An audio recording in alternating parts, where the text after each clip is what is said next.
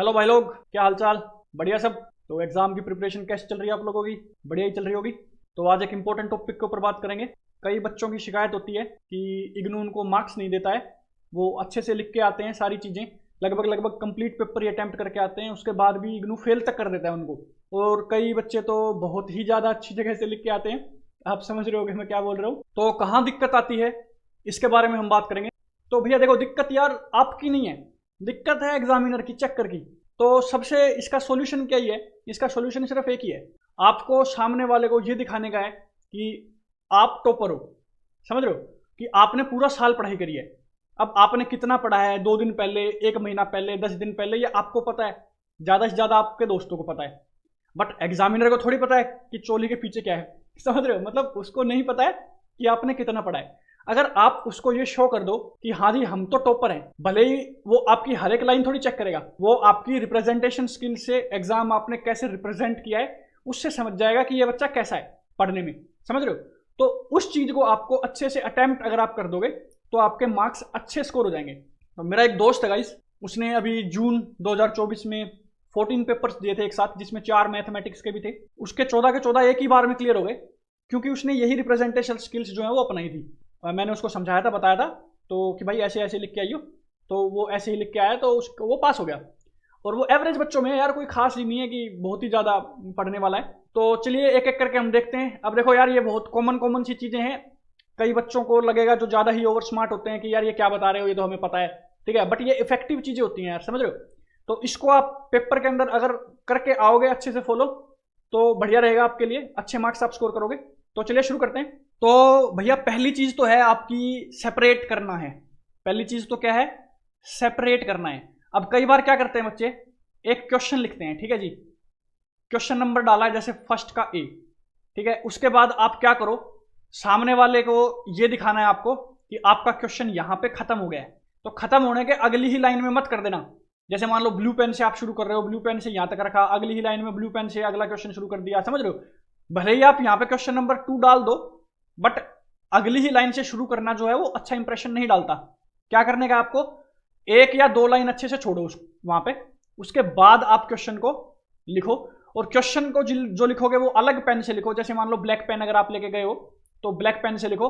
और क्वेश्चन की एक हेडलाइन भी अगर आप लिख दो, शुरुआत जैसे करते हैं ना क्वेश्चन की, जैसे आप यहाँ पे लिख दो राइट द केमिकल रिएक्शन, है ना, इतना लिख के उसके बाद डैश डैश डैश डैश डाल के और लास्ट वर्ड लिख के आप क्वेश्चन मार्क या जो भी आपका फुल स्टॉप है वो लिख दो। उसके बाद आप नीचे सॉल्यूशन या आंसर डाल के उसको सोल्व करो। तो सामने वाले बच्चे को क्या है, बंदे को क्या है कि आप ये क्वेश्चन आपने कुछ आगे पीछे भी लिख रखा होगा ना, तो भी वो क्वेश्चन के शुरुआत से देख के समझ जाएगा कि क्वेश्चन कौन सा है। समझ रहे हो? तो जितना इजी चेक करने वाले को होगा उतना ही वो आपको नंबर ज्यादा देगा। नाउ दूसरी चीज आपकी क्या निकल के आती है कि जैसे ही आपका क्वेश्चन खत्म हो, जैसे ही आपका क्वेश्चन खत्म हो, उसके बाद आपको अंडरलाइन करनी है पेंसिल से, डबल अंडरलाइन कर दो। अगर आपका क्वेश्चन है, जैसे मान लो फर्स्ट क्वेश्चन है जिसके 3 पार्ट हैं, ए बी एंड सी, एक क्वेश्चन सोल्व हो जाने के बाद एक सिंगल अंडरलाइन कर दो, बी के बाद भी सिंगल कर दो, कंप्लीट एक क्वेश्चन पूरा हो जाने के बाद डबल अंडरलाइन कर दो। तो ये जब आप करोगे, देखो यार कोई भी बच्चा है वो लिख तो देखो चीटिंग करके भी सकता है, चैट जीपीटी, बहुत सारे ऐसे मेथड्स होते हैं वो कर सकता है सोल्व, ठीक है, बट रिप्रेजेंट वही बच्चा करके आता है जो टॉपर होता है। जनरल रिप्रेजेंटेशन पे ध्यान ही नहीं देते।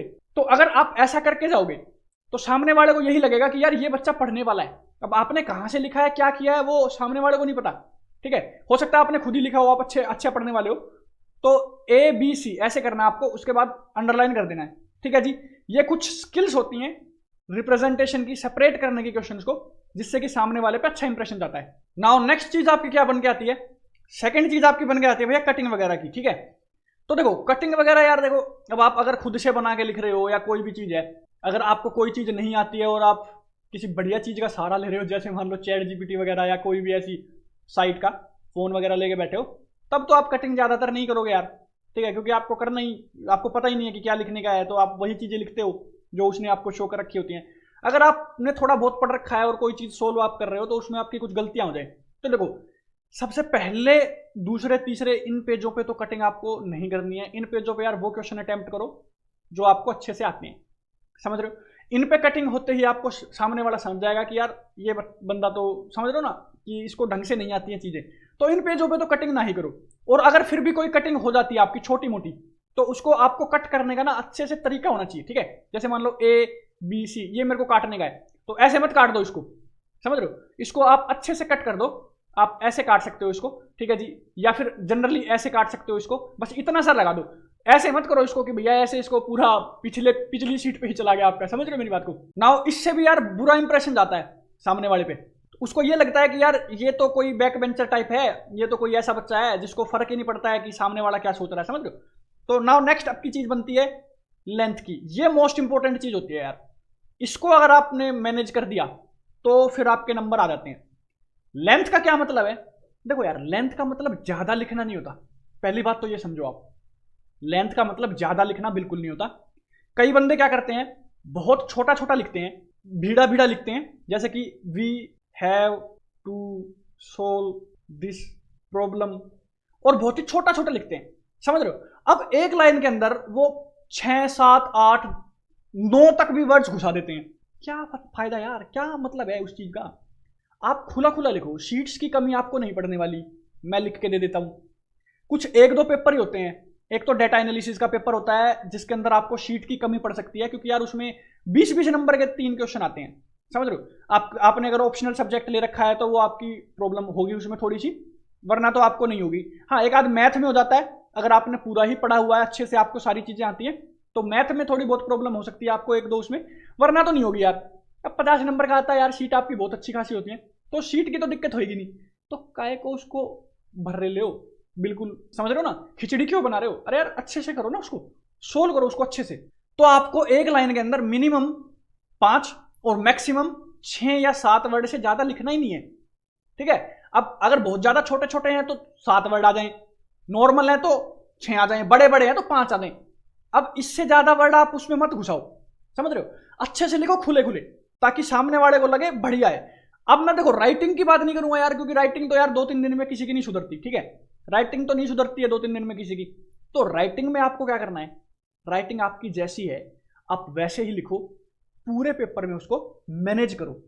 अब यार केमिस्ट की राइटिंग तो नहीं लिखते होगे आप, अब आप ऐसे तो नहीं लिखते होगे वी हैव टू सोल्व, अब ऐसे तो नहीं लिखते होगे आप, ठीक है। आपको क्या करना है, राइटिंग आपकी जैसी है आप वैसे ही रखो, फर्स्ट सेकंड थर्ड पेज पे थोड़ी सी अच्छी रखने की कोशिश करना, और बाकी पूरे पेपर में सेम रखना, सिमिलर रखना। ऐसे मत करना यार पहले दूसरे पेज पे तो बहुत अच्छी कर दी, फोर्थ फिफ्थ सिक्स्थ जो बाद के जो 2-3 पेज है उन पे थोड़ी नॉर्मल हो गई, और लास्ट में टाइम के चलते क्या कर दिया आपने, लाइनें खींच दी, समझ रहे हो, सीधी सीधी लाइनें, केमिस्ट्री पढ़ पाएगा उनको। तो ऐसा मत करना, आपको टाइम लेके चलना है शुरुआत से ही, और पहले से ही मारते चलना लाइन वगैरह। लाइन जो आपने मैंने कहा कि अंडरलाइन करना क्वेश्चन के बाद, लाइन मारने का मतलब टीचर पे मत मार देना, कभी खड़े होकर टीचर पे ही लाइन मार दो ना भाई, समझ रहे हो। तो लाइन को अंडरलाइन पहले ही करते चलना क्वेश्चन को, क्योंकि बाद में टाइम आपको नहीं मिलने वाला है। और हाँ अगर आपको ज्यादातर क्वेश्चन नहीं आते हैं, कुछ लिमिटेड पोर्शन ही आता है, तो मिल जाएगा आपको टाइम, तो उसकी टेंशन नहीं है। तो ये कुछ चीजें आप ध्यान में रखोगे ना, तो आपके मार्क्स बहुत अच्छे आएंगे, और इन्हीं से आपके नंबर बन जाएंगे। आपने क्या लिखा है वो ज्यादा मैटर भी नहीं करेगा, समझ रहे हो मेरी बात को। तो आई होप आपको वीडियो पसंद आई होगी। तो इन चीजों को आप रिप्रेजेंट करके आना, नंबर बनने वाले हैं यार। देखो हमने तो ट्राई कर रखा है, हमने पेपर दिए हैं, हमारे पास भी डिग्री आई है इग्नू की, तो हमने तो ये सारी चीजें ट्राई करी हुई हैं, तो हमें तो पता है कि इससे नंबर बनते हैं। अब कुछ आप लोगों में से बहुत ओवर स्मार्ट होते हैं जिनको लगता है अरे यार फेंक रहा है, तो भाई एक बार ट्राई करके देख लो, कसम से। अगर आपके नंबर बढ़िया नहीं आए, नंबरों में डिफरेंस नहीं दिखा, तो वो नहीं करते हैं सुहाग रात को भी पढ़ाएगा, वैसे मीम्स आते हैं ना भाई कि अगर नंबर नहीं आए तो मुझे जिंदा जला देना, है ना। देखो वैसी चीजें तो मैं बोलूंगा नहीं, लेकिन भाई हमने ट्राई किया हुआ है, तो भाई की बात मान लो, इनको करके आना, बढ़िया नंबर स्कोर कर जाओगे। तो चलिए गाइस मिलते हैं नेक्स्ट वीडियो में, नेक्स्ट कंटेंट में, ठीक है guys, take care, bye bye.